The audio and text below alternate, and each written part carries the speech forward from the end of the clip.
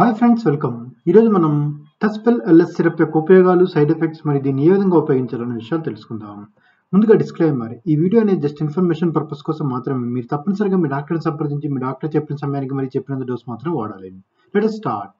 Tuspel-LS సిరప్ని Indico remedies limited అనే company తయారు చేస్తుంది మరియు దీని ఎంఆర్పి మనకి 100 ml గాను 99 రూపాయలు. ఇప్పుడు Tuspel-LS సిరప్ యొక్క ఉపయోగాలు తెలుసుకుందాం. దీనిని ప్రధానంగా దగ్గును తగ్గించడానికి ఉపయోగిస్తారు. ముఖ్యంగా దీన్ని కఫంతో కూడుకున్నటువంటి దగ్గును తగ్గించడానికి ఉపయోగిస్తారు. అదేవిధంగా ఈ Tuspel-LS సిరప్ అనేది జలుబు, ముక్కు కారడం, కళ్ళ నుంచి నీరు కారడం, ముక్కు పట్టేయడం లాంటి లక్షణాలు తగ్గించడానికి కూడా ఉపయోగపడుతుంది. ప్రధానంగా ఈ సిరప్ మనకి కఫం చీమిడిని పలుచగా చేసి ఊపిరితిత్తుల నుంచి ఈ కఫాన్ని సులభంగా బయటికి రావడానికి ఉపయోగపడుతుంది.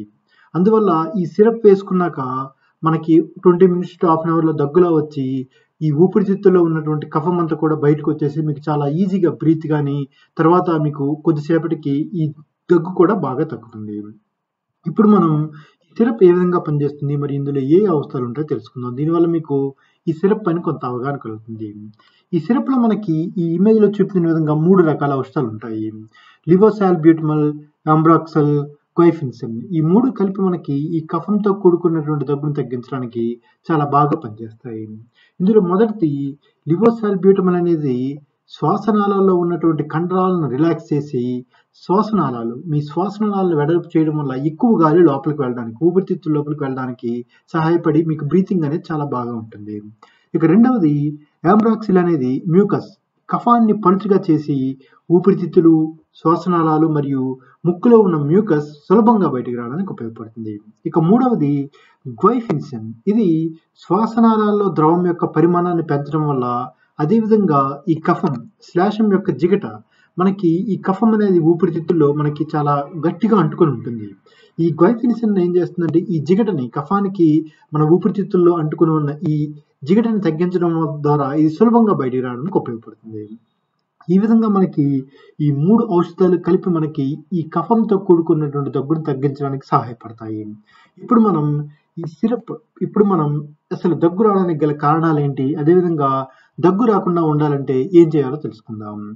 దగ్గు రావడానికి మన ప్రధాన కారణం 90% మనకి దగ్గు వైరస్ మరియు బ్యాక్టీరియా నుంచి వస్తుంది. సాధారణంగా మనకి జలుబు స్టార్ట్ అయిన తర్వాత దగ్గు, తర్వాత జ్వరం ఇలా వస్తుంది. ఎక్కువ మోతాదులో మనకి వైరస్ మరియు బ్యాక్టీరియా మన శరీరంలోకి వెళ్ళడానికి ఎక్కువగా మనకి కారకాలు ఏంటంటే మన చెయ్యి మరియు మన ముక్కు. ఈ రెండింటి నుంచి 90% మనకి ఈ వైరస్లు మన శరీరంలోకి వెళ్తాయి. అదేవిధంగా మన కళ్ళ నుంచి, అదేవిధంగా ఇతర మన చర్మం నుంచి కూడా వెళ్తాయి. కానీ ఎక్కువగా మనకి 90% మనకి వెళ్ళేది మన చేతి నుంచి మరియు ముక్కు నుంచి. అందువల్ల మీరు ఏదైనా ఆహారం తీసుకునే ముందు మీరు ఎక్కడ ఆఫీస్ నుంచి కానీ, లేదంటే ఏదైనా ఏటీఎం కానీ ఎక్కడి నుంచైనా ఇంటికి వచ్చాక ఏదైనా తినే ముందు శుభ్రంగా చేతులు కాళ్ళు కడుక్కొని మనం అప్పుడు ఏదైనా తింటే మనకి ఈ వైరస్లు అనేవి మన శరీరంలోకి వెళ్తాయి. అదేవిధంగా చిన్నపిల్లలకి చిన్నప్పటి నుంచి మనం స్కూల్ నుంచి వచ్చిన వెంటనే కాళ్ళు చేతులు కడిగించి తర్వాత ఏదైనా తినిపించడం, లేదంటే వాళ్ళు ఆటలు ఆడుకొని వచ్చిన వెంటనే చిన్నప్పటి నుంచి మనం అలవాటు చేస్తే కాళ్ళు చేతులు శుభ్రంగా కడుక్కొని తింటే మనకి చాలా వరకు ఇటువంటి జబ్బులు కానీ ఇవన్నీ కూడా మనకి చాలా వరకు మన శరీరంలోకి వెళ్ళేది మన చెయ్యి మరియు ముక్కు నుంచి. కాబట్టి మనం చాలా ఎప్పుడు ఇది అలవాటు చేసుకుంటే మనకి మ్యాక్సిమం మనకి వైరస్ అనేది వెళ్తుంది. ఇక రెండవది ముక్కు నుంచి. మనం గాలి పీల్చేటప్పుడు మన చుట్టుపక్కల ఎవరైనా దగ్గిన తుమ్మిన ఆ బ్యాక్టీరియా కానీ ఆ కణాలు మన శరీరంలో చాలా సులభంగా వెళ్తాయి. అందువల్ల మీరు ఎక్కువ జనసాంద్రత ఉన్న ప్రదేశాలకు వెళ్ళేటప్పుడు, ఫంక్షన్స్కి కానీ షాపింగ్ మాల్స్కి వెళ్ళేటప్పుడు మాస్క్ పెట్టుకోవడం వల్ల మీకు మీ చుట్టుపక్కల ఎవరు దగ్గినా తుమ్మినా అంత వేగంగా మనకి వైరస్ అనేది అటాక్ కాదు. అదేవిధంగా చిన్నపిల్లల్ని మీరు ఎప్పుడు కూడా మ్యాక్సిమం తప్పదు అంటే ఇంకా తప్పదు అన్నప్పుడు కూడా మాస్క్ అనేది ఏదైనా పెట్టి చంటి పిల్లల్ని మనం 6 months, 1 year, 2 years బేబీస్ని ఇటువంటి జనసాంద్రత ఉన్న ప్లేసులకి తీసుకువెళ్ళకపోవడం చాలా మంచిది. ఎందువల్ల అంటే వాళ్ళ ఇమ్యూన్ సిస్టమ్ చాలా తక్కువగా ఉండడం వల్ల ఎవరు దగ్గరలో దగ్గిన తుమ్మినా వాళ్ళకి చాలా ఈజీగా అటాక్ అవుతుంది చాలా త్వరగా. అందుకే చిన్నపిల్లలకి జలుబు దగ్గు వస్తాయి.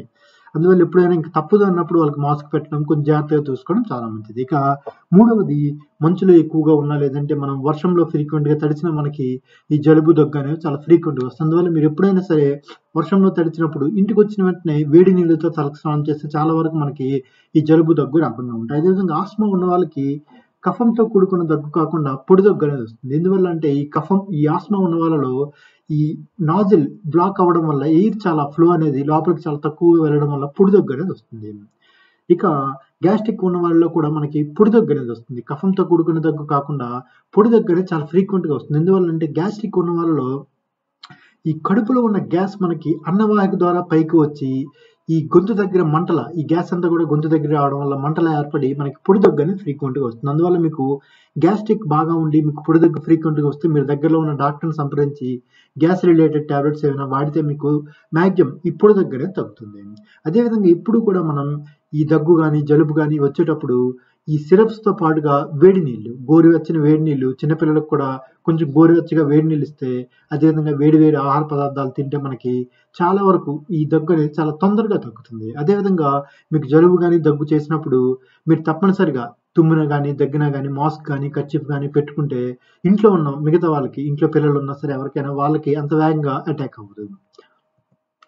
ఇప్పుడు ఈ సిరప్ వల్ల కలిగే సైడ్ ఎఫెక్ట్స్ తెలుసుకుందాం. దీనివల్ల వికారము, నీల విరోచనాలు, పొత్తి కడుపులో నొప్పి, మగత, తలనొప్పి లాంటి లక్షణాలు ఉంటాయి. ఈ లక్షణాలు ఎక్కువగా ఉంటే మాత్రం మీరు తప్పనిసరిగా మీ డాక్టర్ని సంప్రదించాలి. అదేవిధంగా ఈ సిరప్ వేసుకున్నాక డ్రైవింగ్ చేయకూడదు.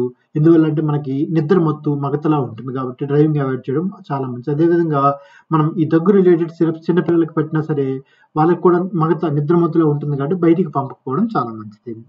ఇప్పుడు ఈ సిరప్ ఏ విధంగా వాడాలో తెలుసుకుందాం. దీన్ని మీ డాక్టర్ చెప్పిన సమయానికి మీరు చెప్పినంత డోస్ మాత్రమే వాడాలి. అదేవిధంగా మీ డాక్టర్ ఎన్ని రోజులు అయితే చెప్తారో అన్ని రోజులు ఖచ్చితంగా వాడాలి.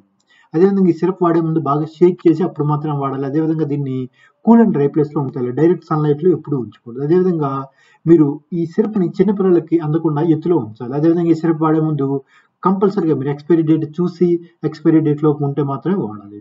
అదేవిధంగా ఇన్ కేసు మీరు ఒక డోస్ వేసుకోవడం మర్చిపోతే మీరు సాధారణంగా వేసుకోవాల్సిన సమయానికి దగ్గరగా ఉంటే వెంటనే మీ డోస్ వేసుకోండి. లేదు ఇది మీరు మరలా వేసుకోవాల్సిన సమయానికి దగ్గరగా ఉంటే తప్పిన డోస్ మానేసి మీరు మరలా వేసుకోవాల్సిన సమయానికి మీ డోస్ వేసుకోండి.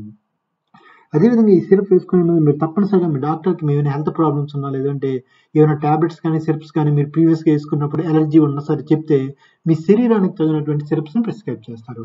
ఓకే ఫ్రెండ్స్, ఈరోజు మనం Tuspel-LS సిరప్ యొక్క ఉపయోగాలు, సైడ్ ఎఫెక్ట్స్ మరియు దీన్ని ఏ విధంగా ఉపయోగించాలనే విషయాలు తెలుసుకున్నాం కదా. ఇటువంటి మరిన్ని టాబ్లెట్స్ మరియు సిరప్స్ ఇన్ఫర్మేషన్ కోసం please like, subscribe and click on the bell icon. Thank you.